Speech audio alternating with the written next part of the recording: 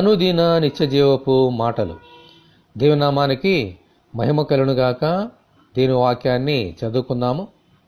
మీరు క్రీస్తుతో కూడా లేపబడిన వారైతే పైనున్న వాటినే వెదకుడి, అక్కడ క్రీస్తు దేవుని కుడిపార్శ్వమున కూర్చునియున్నాడు. కొలసలకు రాసిన పత్రిక 3వ అధ్యాయము 1వ వచనం. మన అపరాధముల చేత పాపముల చేత చనిపోయి ఉన్నప్పుడు దేవుడు తన కుమారుని ద్వారా మనలను తిరిగి బ్రతికించారు. ఆమేన్. ఆయనలోనికి బాప్తిస్మము పొందుట ద్వారా మనము ఈ లోక విషయమే చనిపోయి దేవుని విషయంలో జీవించుటకు మరణము నుండి తిరిగి లేచాము. హల్లెలూయా. ఇప్పుడు మనము జీవించుచున్న ఈ జీవితము మన కోసము చనిపోయి తిరిగి లేచిన యేసుక్రీస్తు కోసమే బ్రతుకుచున్నాము. ఆమేన్.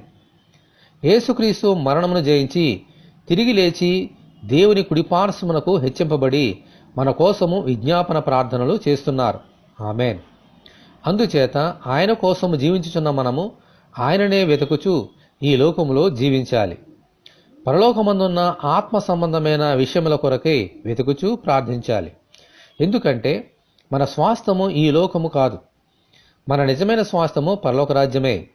కాబట్టి ఈ లోక సంబంధమైన వాటిని విడిచిపెట్టి మన కొరకు ఏర్పాటు చేయబడిన స్వాస్థ్యమును పొందుకున్నటకు ముందుకు సాగిపోదాము. దేవునికి స్తోత్రము. హల్లెలూయా. ఇటువంటి కృప కొరకు మనమందరము దేవుని వేడుకుందాం.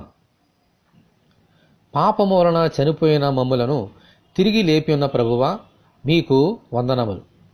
మీరు మాకు అనుగ్రహించిన ఆత్మ ద్వారా పైనున్న మిమ్ములనే వెతుకుచూ మీ రాజ్యంలోనికి ప్రవేశించినట్లు అనుగ్రహించమని, ఈ వాక్యము వింటున్న నీ బిడ్డలందరినీ అలాగున దీవించమని ప్రభువైన యేసుక్రీస్తు ద్వారా ప్రార్థన చేయుచున్నాము తండ్రి. ఆమేన్. ప్రభువైన యేసుక్రీస్తు కృప మనకందరికీ తోడే ఉండి నడిపించునుగాక. ఆమేన్. పరిశుద్ధ దేవుని మందిరం.